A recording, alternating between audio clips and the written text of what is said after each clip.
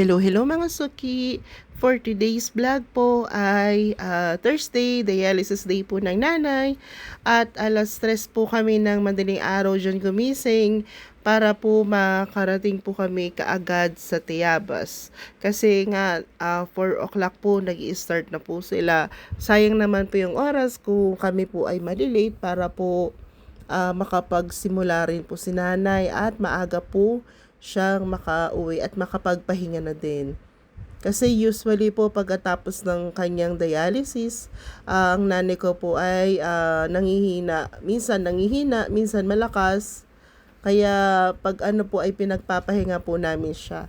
At bumili na po ako dyan ng kanyang almusal. Ang almusal po namin ay pandesal kasi meron pong nagtitinda dyan sa may malapit sa ospital po ng Tayabas. At pagdating po ng bahay at naggayak na po ako ng aking mga gagawin. Siyempre, at ako po ang namamalengke, ako po ang nagluluto, at minsan nagtutulong po ang nanay pag kaya niya pong tumulong sa akin. At marami naman pong tumutulong, katulad ng mga angels ko dyan. Marami pong salamat sa inyo. At nag-prepare na po ako dyan ng kanilang pika-pika. Gusto ko po kasi hands-on ako eh. Yung nakikita ko po lahat ng trabaho nila. At supervise ko po kung ano po yung mga kulang at kung ano po yung mga katanungan ng mga clients ay nasasagot ko po. Kaya pag may catering po ay sumasama po talaga ako kasi gusto ko po silang makita or gusto kong makuha po yung mga feedback po ng aking mga clients. Maraming pong salamat dahil nagustuhan po ng mga teachers ang aking mga niluto.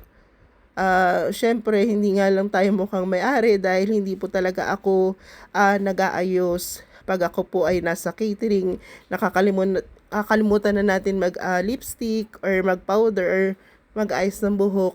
Basta naman po ay presentable naman po ako.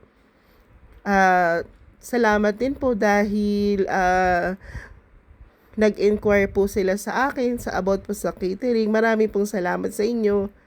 At yes po, budget friendly po ang aking catering services. Nasa pag-uusap naman po natin yan.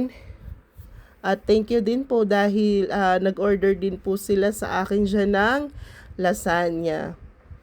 At ayan po, nag-abid na po sila dyan ng lechon, yung aking pong waiter na si Echo. At ayan nga, sisimula na po sila dyan magpa-games bago po sila magkumain. Maraming pong salamat Ma'am Rose sa pag-recommend sa akin.